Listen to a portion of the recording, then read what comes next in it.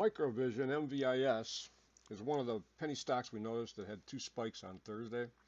The second one was about a 50% retracement on Thursday afternoon. That's when we thought we'd keep an eye on it, and it had an uptrend overnight, and at opening it had some nice price action. At about 11 a.m. we were able to draw the bottom trend line. At about 12:45 we were able to duplicate the bottom line to the top and insert the midline, which it bounced off at around 2:30. At 5:30 it was just shy of 50 cents.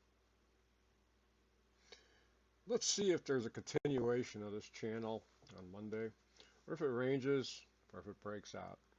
Have a great weekend.